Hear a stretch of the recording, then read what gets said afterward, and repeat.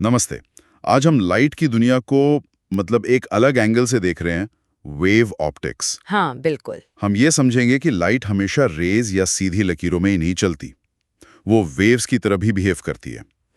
हमारे पास कुछ मटेरियल है जो इसकी हिस्ट्री, इसके प्रिंसिपल्स और कुछ खास फिनोमेना जैसे इंटरफेरेंस, डिफ्रैक्शन, पोलराइजेशन, इन सब पर बात करता है। हाँ, काफी कॉम्प्रिहेंसिव है। तो हमारा मकसद ये है कि लाइट को लेकर जो अंडरस्टैंडिंग बदली है, पार्टिकल से वेव्स तक, उस सफर को देखें। सही। और ये भी कि ये वेव नेचर उन चीजों को कैसे समझाता है जो रे ऑप्टिक्स से नहीं समझ आते थे। बिल्कुल। तो शुरू कहाँ से करें? शुरू में क्या सोचते थे लोग लाइट के बारे में? देखिए, शुरुआत में जैसे 17th सेंचुरी में डिस्कार्ड्स थे, न्यूटन थे, उनकी कॉर्पस्कुलर थ्योरी थी। अच्छा, कॉर्पस्कल्स मतलब पार्टिकल्स। हाँ, छोटे छोटे पार्टिकल्स। तो ये थ्योरी रिफ्लेक्शन, रिफ्रैक्शन को बेसिक लेवल पे तो समझा देती थी। हाँ, वो तो सीधे पार्टिकल बिहेवियर से लगता है। पर इसमें एक प्रेडिक्शन थी जो अजीब थी। ये कहती थी कि जब लाइट एक डेंसर मीडियम में जाती है और नॉर्मल की तरफ बेंड होती है, जैसे हवा से पानी में। हाँ, तो उसकी स्पीड बढ़नी चाहिए, इंक्रीज होनी चाहिए। इंक्रीज। ये तो उल्टा लगता है। हाँ, उल्टा लगता है।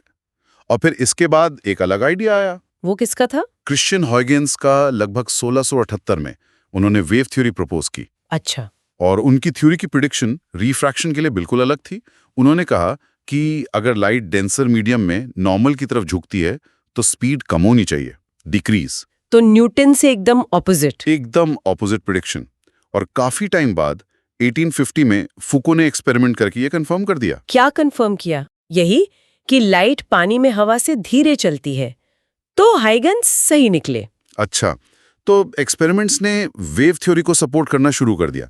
लेकिन वो final nail in the coffin type का प्रूफ कब मिला? हाँ, वो मिला थॉमस यंग के डबल स्लिट एक्सपेरिमेंट से 1801 में। ये बहुत ही क्रूशल था। इसने क्या दिखाया? इसने बिल्कुल क्लियर दिखा दिया कि लाइट इंटरफेरेंस शो करती है, और इंटरफेरेंस तो वेव्स का ही कैरेक्टरिस्टिक है। राइट, पार्टिकल्स तो ऐसे इंटरफेयर नहीं करते। बिल्कुल। और इसी एक्सपेरिमेंट से लाइट की वेवलेंथ भी मेजर हुई। पता चला कि ये बहुत बहुत छोटी है। येलो लाइट के लिए सोचिए 0.6 माइक्रोमीटर्स के आसपास। बहुत ही छोटी। हाँ, और इतनी छोटी वेवलेंथ होने की वजह से ही हमें आम जिंदगी में लाइट सीधी चलती हुई लगती है। मतलब ज्योमेट्रिकल ऑप्टिक्स इसलिए काम करती है। तो ह्यूगिन्स ने इन वेव्स को आगे बढ़ते हुए कैसे डिस्क्राइब किया था? उनका प्रिंसिपल क्या था? ह्यूगिन्स ने वेव फ्रंट का आइडिया दिया। आप इसे एक ऐसी सरफेस समझ सकते हैं जिसके हर पॉइंट पर वेव एक ही टाइम पे सेम फेज में वाइब्रेट कर रही हो। जैसे पानी की लहर का क्रेस्ट। हाँ, कुछ वैसा ही। और उनका ह्यूगिन्स प्रिंसिपल कहता है कि वेव फ्रंट का हर एक पॉइंट खुद एक नया सोर्स बन जाता है, छोटी छोटी सेकेंडरी वेवलेट्स का। हर पॉइंट एक सोर्स। हाँ, और थोड़ी देर बाद जो नया वेव फ्रंट बनता है वो इन सभी फैलती हुई वेवलेट्स का एक कॉमन एनवेलप होता है, उनको टच करती हुई सरफेस। ओके, ये थोड़ा ज्योमेट्रिकल कंस्ट्रक्शन जैसा लग रहा है ज्योमेट्रिकल, लेकिन कमाल की बात यह है कि इससे रिफ्लेक्शन का लॉ यानी एंगल ऑफ इंसिडेंस बराबर एंगल ऑफ रिफ्लेक्शन, हाँ। और रिफ्रैक्शन का स्नेल्स लॉ यानी n1 sin i बराबर n2 sin r दोनों मैथमेटिकली डिराइव हो जाते हैं। वाओ। और ये प्रिंसिपल ये भी सही बताता है कि जब लाइट डेंसर मीडियम में जाती है तो स्पीड कम होती है, वेवलेंथ भी कम हो जाती है, लेकिन फ्रीक्वेंसी सेम रहती है। अच्छा, फ्रीक्वेंसी चेंज नहीं होती इसलिए कलर नहीं बदलता। एग्जैक्टली, फ्रीक्वेंसी ही तो कलर डिटरमिन करती है। समझ गया। और यंग्स के एक्सपेरिमेंट में जो इंटरफेरेंस दिखा था वो वेव्स के बेसिस पर कैसे होता है? वो सुपरपोजिशन प्रिंसिपल पे चलता है। सिंपल आइडिया है कि जब दो या ज्यादा वेव्स एक जगह मिलती हैं तो उनके जो डिस्प्लेसमेंट्स होते हैं वो बस ऐड हो जाते हैं।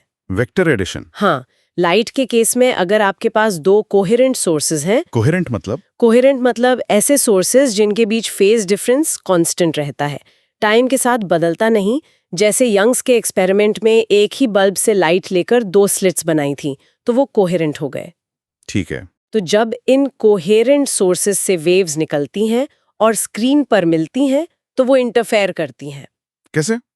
जहां पर दोनों वेव्स इन फेस पहुंचती हैं, मतलब उनके क्रेस्ट से क्रेस्ट या ट्रॉफ से ट्रॉफ मिलते हैं, ऐसा तब होता है जब उनका पाथ डिफरेंस यानी सोर्सेज से स्क्रीन तक की दूरी का अंतर वेवलेंथ यानी लैम्डा का इंटीजर मल्टीपल हो, n lambda. Okay, n lambda. वहां कंस्ट्रक्टिव इंटरफेरेंस होता है, लाइट जुड़ जाती है और हमें ब्राइट फ्रिंज दिखती है। और डार्क फ्रिंज? वहां दोनों वेव्स आउट ऑफ फेज पहुंचती हैं, मतलब एक का क्रेस्ट दूसरे के ट्रॉफ से मिलता है। ये तब होता है जब पाथ डिफरेंस वेव लेंथ का हाफ इंटीजर मल्टीपल हो, जैसे n + हाफ लैम्डा। अच्छा, n + हाफ लैम्डा। वहां डिस्ट्रक्टिव इंटरफेरेंस होता है, लाइट कैंसिल हो जाती है और डार्क फ्रिंज बनती है। और अगर सोर्सेस कोहेरेंट ना हो, जैसे दो अलग अलग बल्ब? हाँ, जैसे दो अलग लैंप्स, वो इनकोहेरेंट होते हैं। उनका फेज डिफरेंस बहुत तेजी से रैंडमली बदलता रहता है, तो हमें कोई स्टेबल इंटरफेरेंस पैटर्न नहीं दिखता, बस दोनों की लाइट जुड़कर एक एवरेज ब्राइटनेस दे देती है। क्लियर है। अब आते हैं डिफ्रैक्शन पर। ये भी इंटरफेरेंस जैसा ही साउंड करता है, क्या फर्क है? हाँ, साउंड तो करता है। डिफ्रैक्शन असल में वेव्स का किसी रुकावट के किनारों से मुड़ना है या किसी छोटी सी ओपनिंग से गुजरते वक्त फैल जाना है। मुड़ना? लाइट तो सीधी चलती है ना? आमतौर पर लगता है, लेकिन जब ऑब्स्टिकल या ओपनिंग का साइज लाइट की वेवलेंथ के कंपैरेबल हो, तो ये मुड़ना दिखाई देता है। एक सिंगल स्लिट से भी शार्प शैडो नहीं बनती। तो क्या बनता है? एक डिफ्रैक्शन पैटर्न। बीच में एक काफी ब्राइट चौड़ी सेंट्रल बैंड होती है और उसके दोनों तरफ ऑल्टरनेट डार्क और फिर कमजोर ब्राइट बैंड्स होते हैं। सिंगल स्लिट से भी पैटर्न? क्यों? क्योंकि हाइगन्स के प्रिंसिपल के हिसाब से उस सिंगल स्लिट के अंदर हर पॉइंट खुद एक सेकेंडरी वेवलेट का सोर्स है। अच्छा। ये सारे पॉइंट्स कोहेरेंट होते हैं और इनकी वेवलेट्स आपस में इंटरफेयर करती हैं स्क्रीन पर। अच्छा।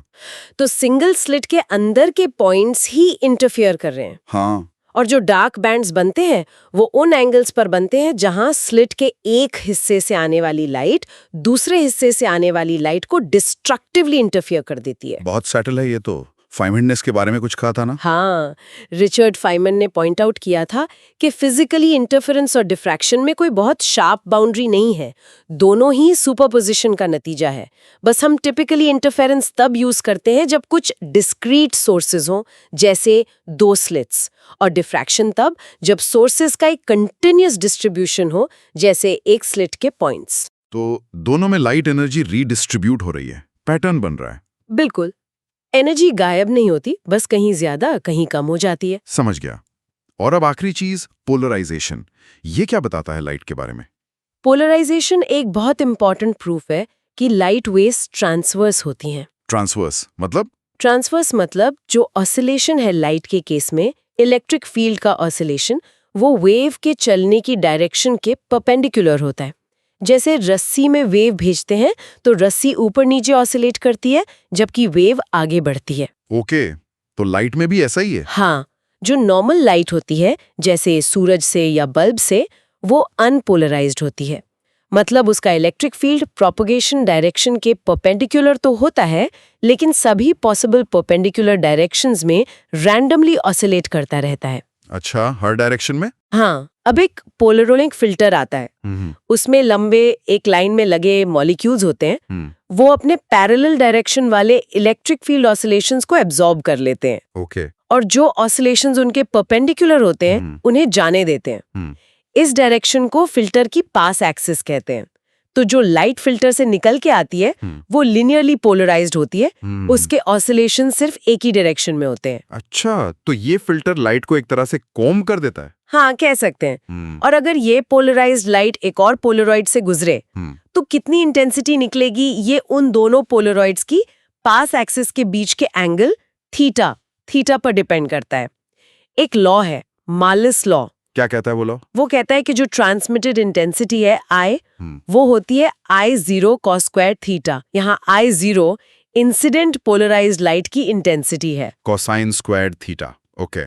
इसका यूज कहाँ होता है? अरे बहुत जगह, सनग्लासेस में ग्लेयर कम करने के लिए, कैमरा फिल्टर्स में रिफ्लेक्शंस कंट्रोल करने के लिए, और कुछ 3D मूवी टेक्नोलॉजीज में भी। इंटरेस्टिंग। तो अगर हम समेटें तो ये वेव मॉडल जिसे इंटरफेरेंस, डिफ्रैक्शन, पोलराइजेशन जैसे फिनोमेना ने सपोर्ट किया, लाइट की एक कहीं ज्यादा कंप्लीट पिक्चर देता है पुराने रे पिक्चर से? हाँ बिल्कुल, इसने कई पुरानी प्रॉब्लम्स को सॉल्व किया और लाइट का ट्रांसवर्स वेव कैरेक्टर रिवील किया। और इसका प्रैक्टिकल इम्प्लीकेशन भी है? बहुत इंपॉर्टेंट इम्प्लीकेशन है। यही वेव प्रॉपर्टीज, खासकर डिफ्रैक्शन, एक फंडामेंटल लिमिट सेट करती हैं कि हम चीज़ों को कितनी क्लियरली रिजॉल्व कर सकते हैं। माइक्रोस्कोप हो या टेलीस्कोप, उनकी रेजोल्यूशन अल्टीमेटली लाइट की वेवलेंथ और डिफ्रैक्शन से लिमिटेड होती है। आप एक लिमिट से ज्यादा छोटी या दूर की चीज़ों को अलग अलग नहीं देख सकते। ये तो काफी प्रोफाउंड बात है। और एक आखिरी सवाल छोड़ जाते हैं लिसनर्स के लिए।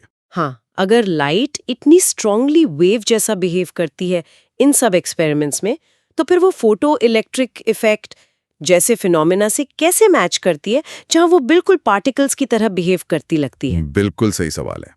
और इसी सवाल ने आगे चलकर क्वांटम मैकेनिक्स और लाइट की ड्यूअल नेचर की खोज का रास्ता खोला। पर वो शायद अगली बार की बात है। हाँ, वो एक अलग ही गहराई है। तो आज के लिए इतना ही रखते हैं। बहुत बढ़िया डिस्कशन रहा। शुक्रिया, मुझे भी मजा आया।